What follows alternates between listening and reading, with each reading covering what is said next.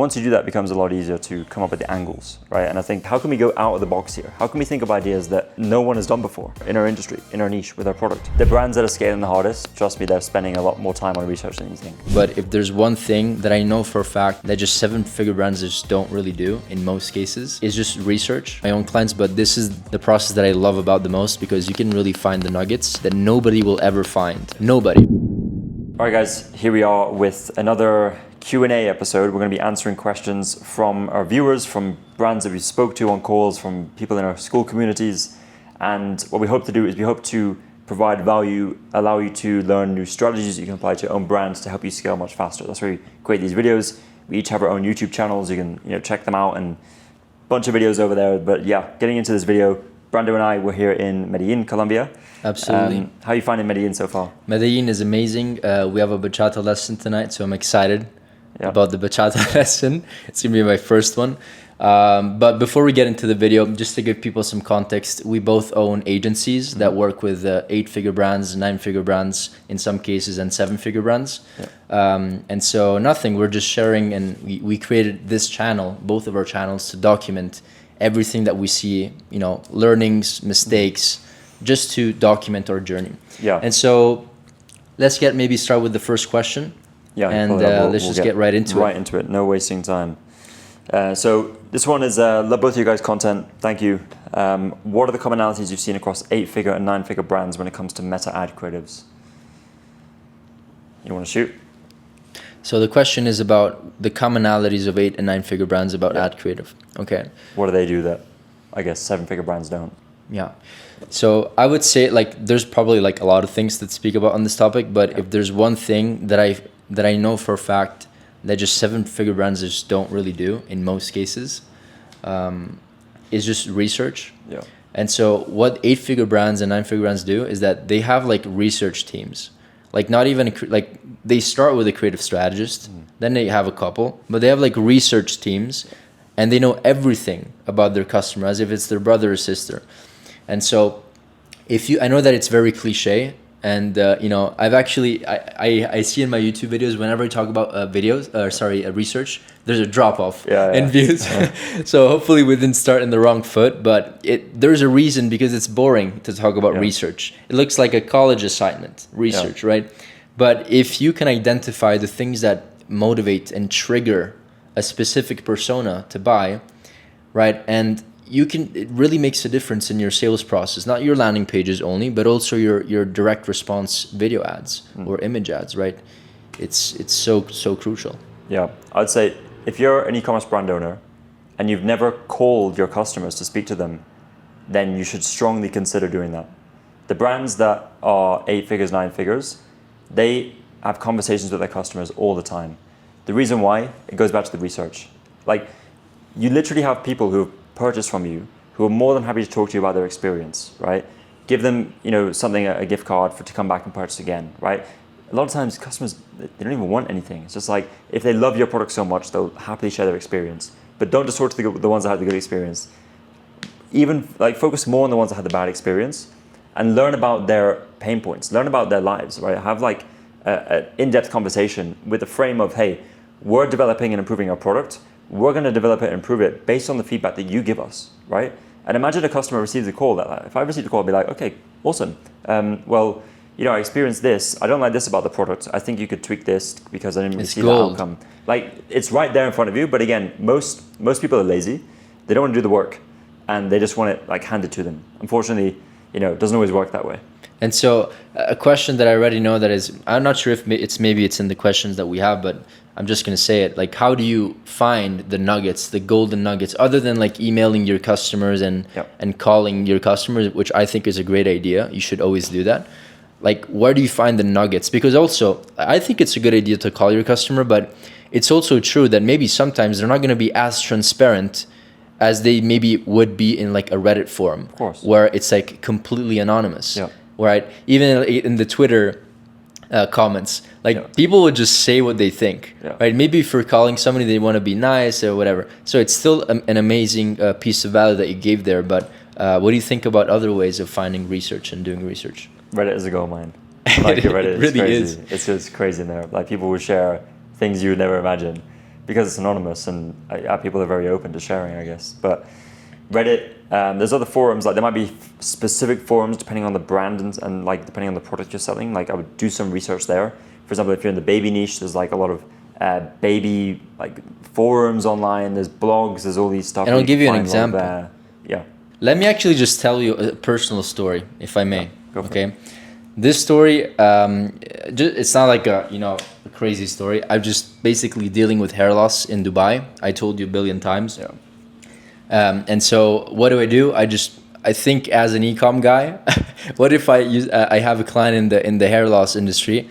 And by the way, before I move forward in the story, if you are starting an ecom brand or launching a new product, if you can resonate with the problem yourself first, it's even a bit easier to like even be more engaged and interested in actually discovering what the true problem is because you're dealing with it personally. In fact, some of my best clients are product-led founders, meaning they dealt with the problem and then they launched the product, right? Which I think is amazing. Going back to the story, I go on Reddit and I find like these comments, these posts that have like 600 comments in the last like 12 hours, right? Super recent, which by the way, if you go on Reddit, it's always good to filter by the most recent post because maybe things changed like a year ago, maybe things were different, right? Different trend, different people thinking about different things. And so I go in there and I learn everything about water filters, hard metals, dermatology practices, best dermatology practices, natural remedies. And I see all these people talk about like specific things. And every single time I see like these nuggets, I'm like, okay, funnel number 1, funnel number 2, funnel number 3. And so that is a perfect example that if you really want to go deep, use Reddit. Another gold mine is TikTok and just Amazon reviews. I like TikTok because people just like the comments on TikTok are just different from any other social platforms. People will like say what they think with no filter. And so if you read through those comments, you're going to start seeing commonalities. I've tried this, this is what I tried, it didn't work, right?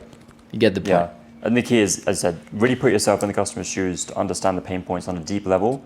Once you do that, it becomes a lot easier to come up with the angles, right? And I think when we're talking about the commonalities with like 8-figure, 9-figure brands, the research is one. We can go deep into the structure. I don't know if we have enough time to go into like processes and systems. Maybe there's another question that's based around that. But it's like a clear flow of taking an idea to testing that idea, developing it, and doing the iteration based on the data, right?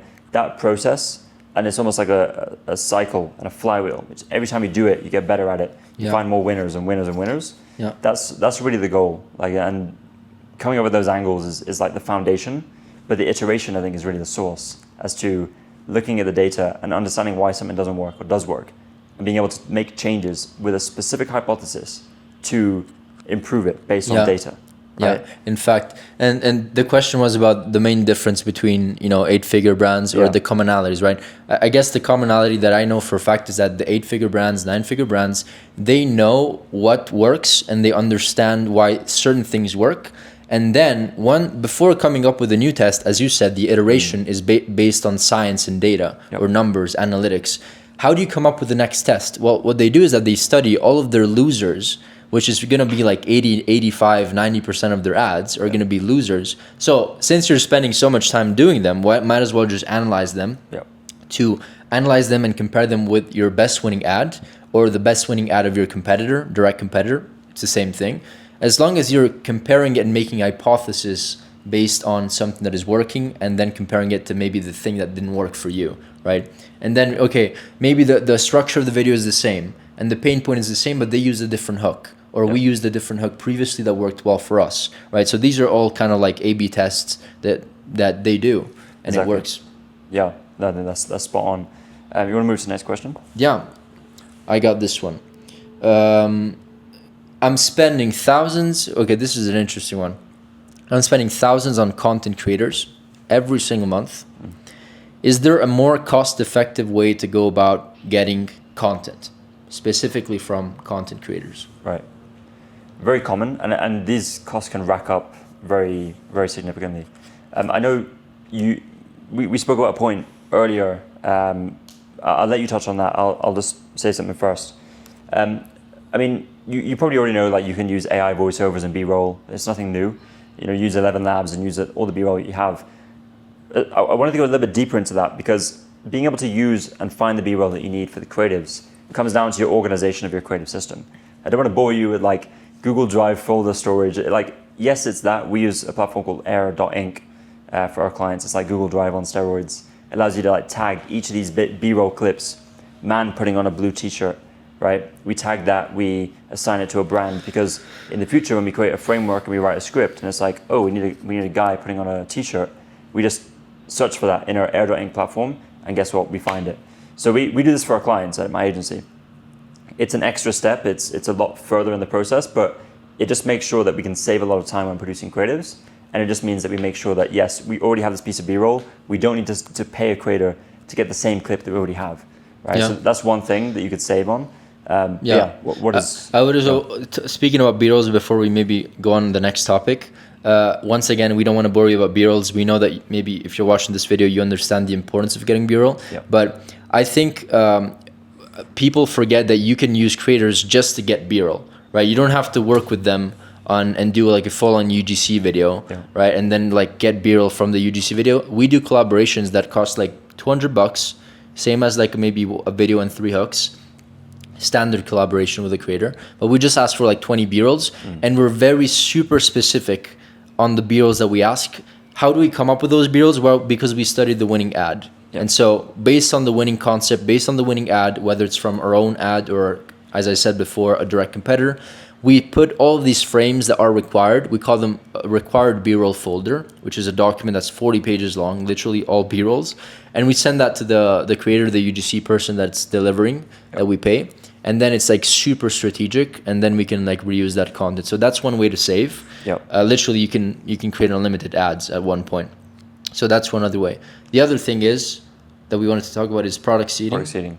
Yeah. So product seeding is like when you want to like you send products for free, and it should be, the goal with product seeding is to eventually have multiple people promote your brand as a brand ambassador. So I think that's the best way to, I guess, think about product seeding. So you're sending up product, and they shoot content. You're not paying them. You're just sharing the product. And the idea is that you technically work with creators that are experienced, perhaps in that industry, and it comes across as a very raw and natural video, right? Eventually, as they work and as you work with them more frequently, and they do more videos, you maybe put them on a retainer, right? And then they become brand ambassadors. And so instead of paying like $200, $300 every single time, you pay them maybe $500 a month, $1,000 a month, and they give you, videos on a weekly basis, right?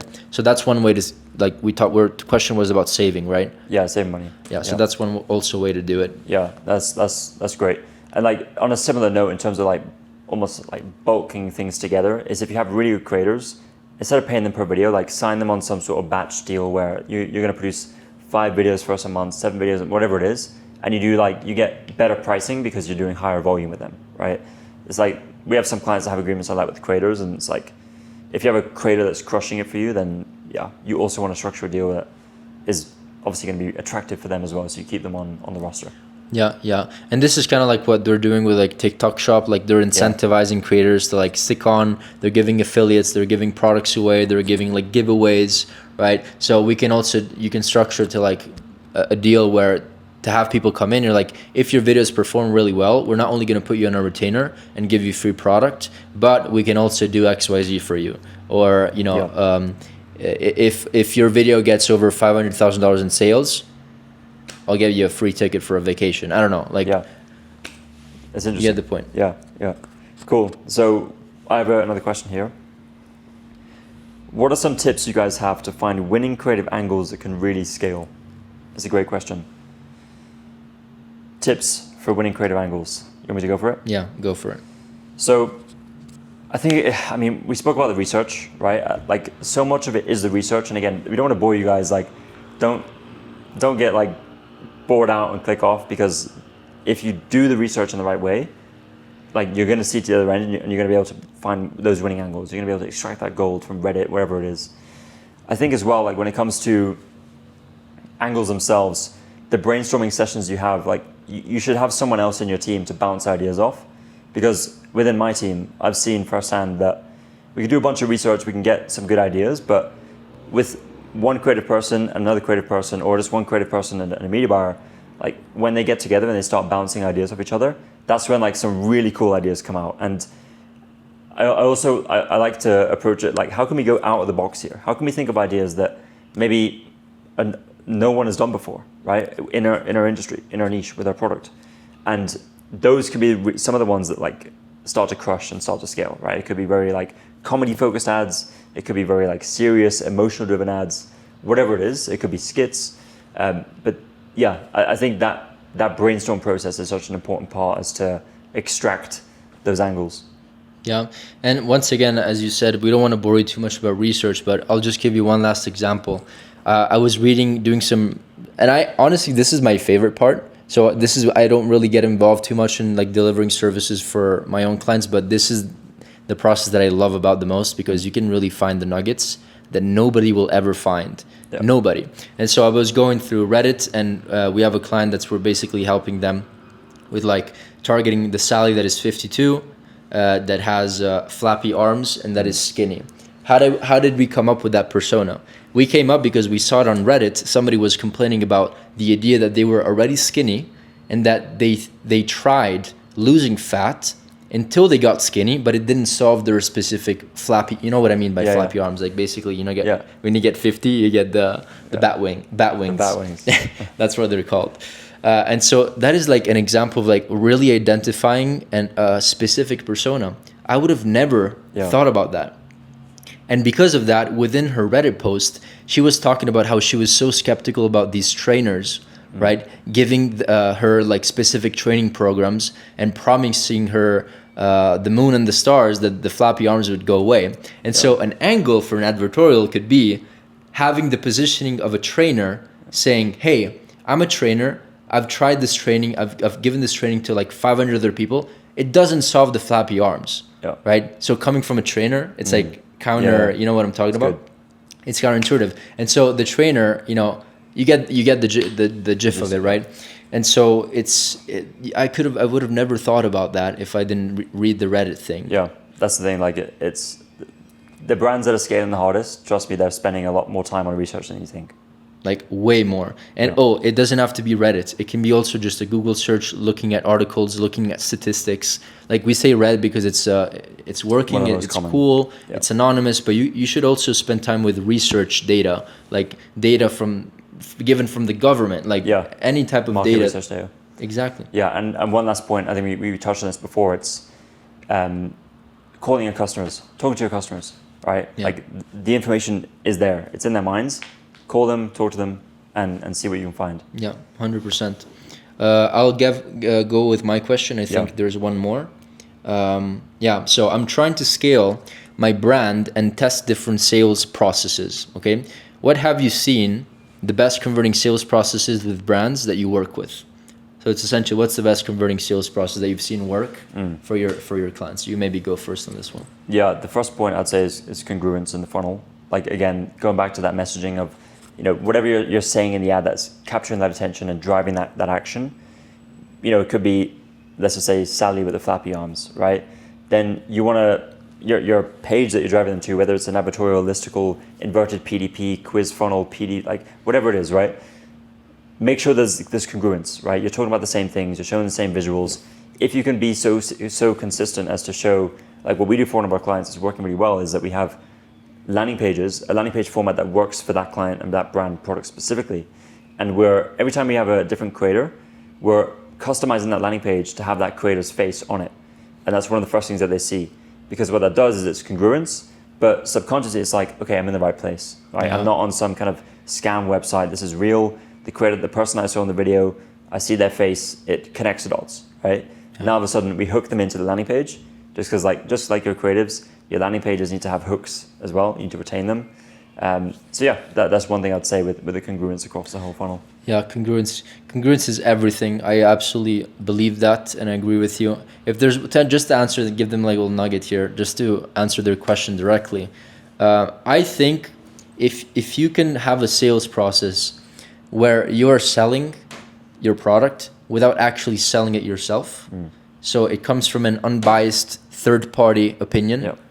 I think it's one of the best sales processes that you can And I'm not saying like it's like the advertorial funnel or it's this funnel. It's just like overall the unbiased sales process. Whether that is on the VSL, whether that is on the listicle, the landing page, it doesn't matter. It's the same process. So how can we do that with front-end marketing, paid ads, creatives, which is maybe the topic of this video? You can do that with like whitelisting ads, for example. That is just an example. You can use somebody else's profile, right, to promote your ads, and then you can have that same person do a very raw and authentic video that is maybe a recommendation, right, or a five top secret products about skincare, whatever. And then it goes to, if you want to go to the next level, you can maybe have an advertorial or an article written by like a third-party review site, which is owned by you, right? So it could be like best skincare routines or reviews.com. And then you can do like a top 14 list, and the 14th being your competitor, 13th, 12th, and then the first being your product. And so once again, people are like congruent sales process, but it's also unbiased. And so they're just reading an article. And then guess what? Everything is owned by you, so you can retarget them. And then when they click the link, they're going to go to your offer. So I think that is a good sales process. Yeah, it's one that a lot of 8- and 9-figure brands run, and I think it works, right? It just works. A lot of testing is required to find the right combination, but yeah, it does work. I see this more commonly on Google. Like, you know, when you just click on a random link and you even forget it's a sponsored Google, and then it just goes to an article. That's what they're doing. That's what they're doing. Flies under the radar. Another thing I would say is like show, don't tell. Sorry guys, we had a technical difficulty, but this is going to be the new frame. We were talking about show, don't tell marketing. So it's like another way to just get better at marketing. So rather than just like telling someone like, my product does this, my product does that, instead show it, right? Before and afters, social proof, authority. Like that is a much more powerful way to get your product across, get your point across, and also like showing the proof, right, is really the goal. Yeah. And also if you can do that with storytelling, I think, as you said, with like skincare, but you can also do it with like literally product demo. So like instant before and after of like an interior design being like made better, like before, after, or like, you know, you saw one of those like air dusters that just blow off the leaves. Like that is a perfect example of like the product being shown in action, so that you don't have to do the selling for you. One other thing before we end it here that I've seen work very well is leveraging authoritative figures to sell for you. So kind of like the unbiased still concept, but with like maybe a doctor, like or a psychiatrist or whoever that is, a fitness coach, selling for your brand, not the brand doing the selling, but them selling for you, right? And one other thing maybe that works is just selling with information, sharing valuable information, and then people automatically click through the sales process. Yeah. Final point, like one thing I've seen in ad creatives that scale and really perform the best is, of course, they have structure, frameworks, direct response principles, consumer psychology. But another thing is they don't preach to you that you're doing something wrong and that you found the wrong solution and that's your fault, because no one wants to feel stupid. No one wants to feel like it's their fault. Yes, they know deep down that they're the reason why they haven't found the solution, but no one wants to be told that. So what you should do is your ad should be more like first person. Like if I'm filming an ad, it's like, I did this. I suffered from this. I found this solution to hair loss. And customers are going to see themselves in that story, right? Storytelling is one of the most powerful ways. We just said this. But the way to do that in the ads is first person. Talk about this, talk about that. Because the more the customer feels understood, the more they're likely to buy, right? And that's really the goal with the first person story, is to see themselves in it, right? So that's the last point. Do you have any more points you want to answer? Yeah, I just wanted to say one quick thing. If you start pointing fingers, as you kind of said, that's when you're done. Like you can't say, do this, you did that, you tried that. Like you can't do that. Just to give you a practical example, a hook could be maybe a personal story coming from the Sally saying, hey, I tried this, I tried that, it didn't work, but then I came across this dermatologist that recommended me XYZ. And then you flip the script and you give the mic to the dermatologist that does the selling for you. And that is just a more practical example. Yeah, no, that's great. And all good on my side. I think we can wrap this one up. A lot of value here. Hopefully you guys enjoyed this one. Let us know if you'd like this format, this Q&A format. Leave questions down below. We'll answer them in the future videos. And yeah, we want to end with some plugs. No plugs. I should say the last thing is that if you didn't, in case you are a new viewer, I'm Brando. This is Jordan. We run marketing agencies. We're not partners. We're actually direct competitors, but we're also best buddies. But if you want to explore our channels, our Instagram, our YouTube channels, there's links down below. And if you are a brand doing over $100,000 a month and you want to explore the opportunity of working with one of us, you can just click down the link, book in a call, and you're probably going to speak with one of us, and then we can explore the opportunity of working together. But that's it. We also have resources. You have free resources. I have free resources. So check out our channels. We have a bunch of videos on our channels. We post quite a lot. So if you want more stuff like this, more actionable frameworks, we want to give you the source. Like, we don't want to, there's no BS. It's like, look, this is what this brand is doing. This is what's working. We show proof that we can do it ourselves. Like, everything we show you is from experience. We don't talk about things we've never done. So yeah, with that, thanks for watching, and we'll see you in the next one.